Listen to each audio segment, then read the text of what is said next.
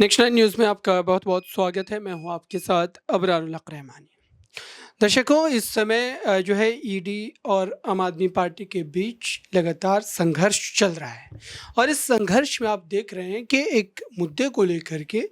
एक दूसरे पर आरोप प्रत्यारोप का दौर चल रहा है। लेकिन इस बीच जो आम आदमी पार्टी ने कई गंभीर आरोप लगाए हैं,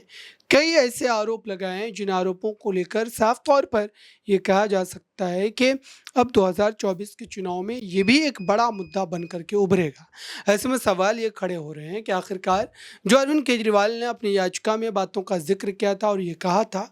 कि उन्हें डायबिटीज़ है, या फिर आप कहें कि इंसुलिन को लेकर के जो तमाम विवाद इस समय चल रहे हैं और आम आदमी पार्टी के तमाम बड़े वरिष्ठ नेता, तमाम कार्यकर्ता इस बात को लेकर के भाजपा को, ईडी को घेर रहे हैं और ये कह रहे हैं कि वो मात्र राजनीतिक तौर पर उन्हें परेशान करने के लिए, या फिर आप कहें कि चुनावी जीत हासिल करने के लिए तमाम के तमाम षड्यंत्र जो है वो करते हुए नजर आ रहे हैं। हालांकि इस बात में कितनी सच्चाई है, क्या ये मात्र राजनीतिक आरोप है या फिर इस बात में सच्चाई है, वो तो आने वाला समय ही बताएगा दर्शकों। लेकिन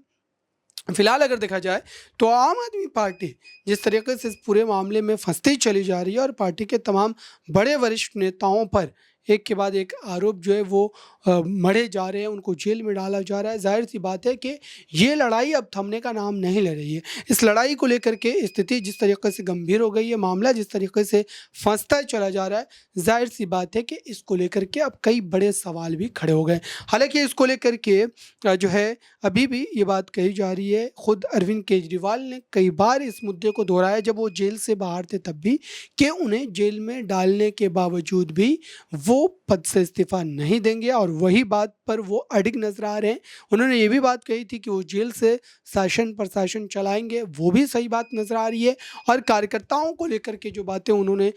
अपने संबोधन में कही थी कि उनको जेल में डाला जा सकता है, उनकी गिरफ्तारी हो सकती है, ये तमाम की तमाम बातें जो है वो सच साबित होती हुई नजर आई है। लेकिन अब इस पूरे मामले पर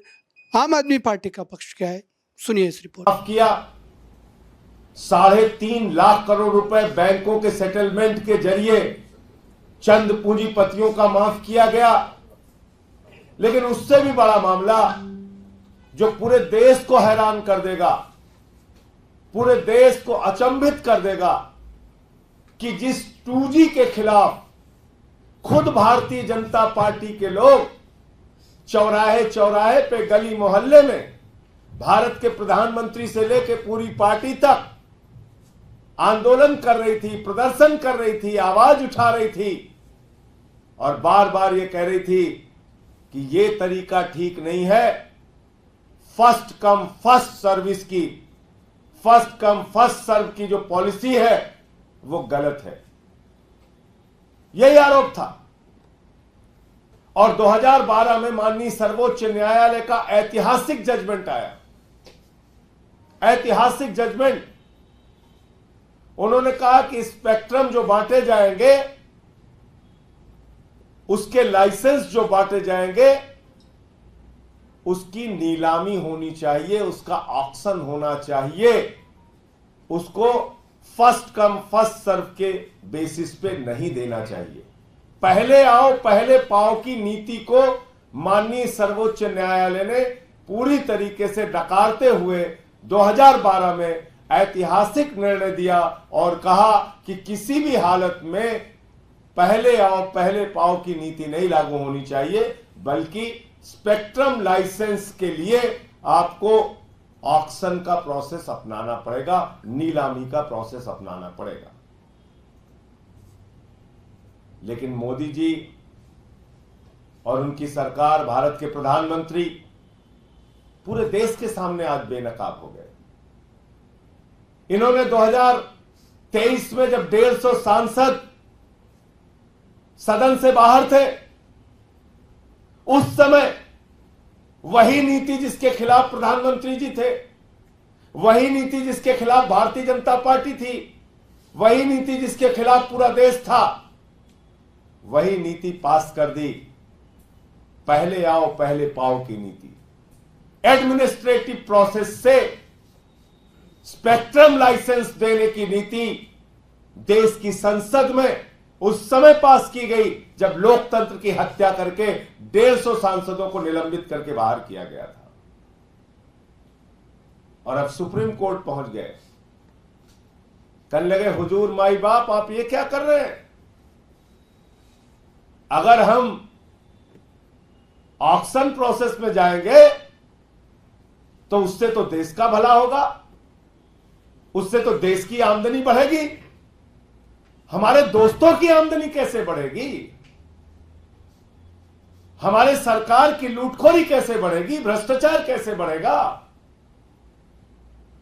तो सुप्रीम कोर्ट पहुंच गए, कहने लगे 5G का जो लाइसेंस है स्पेक्ट्रम का,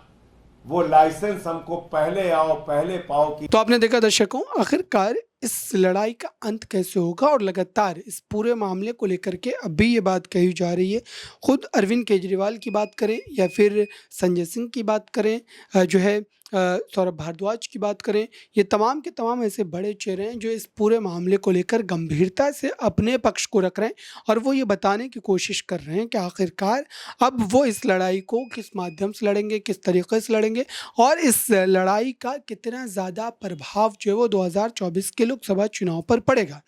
अब इस खबर के दूसरे पहलू को अगर हम समझने की कोशिश करें दर्शकों, 2024 के लोकसभा चुनाव में इस पूरे मामले का असर उतना ना हो, ये भी बात कही जा सकती है। लेकिन वहीं दूसरी तरफ जो कई राजनीतिक जानकारों का मानना है कि अब जो 2025 में विधानसभा के चुनाव होंगे दिल्ली में, दरअसल उस विधानसभा चुनाव में आम आदमी पार्टी पूरी तरीके से बाजी मारती हुई नजर आ सकती है और इस बात की संभावनाएं कई हद तक बढ़ गई है कि इस पूरे मामले पर गिरफ्तारी को लेकर या फिर पार्टी के नेताओं पर जो कार्रवाइयों का सिलसिला शुरू हुआ है, दरअसल उसको लेकर के अब मामला कहीं ना कहीं अरविंद केजरीवाल के पक्ष में चला जाएगा अगर विधानसभा चुनाव के दृष्टिकोण से हम इसको देखते हैं तो। वहीं दूसरी तरफ लोकसभा चुनाव में क्या वाकई अरविंद केजरीवाल दिल्ली की उन 3 सीटों पर खास करके जो है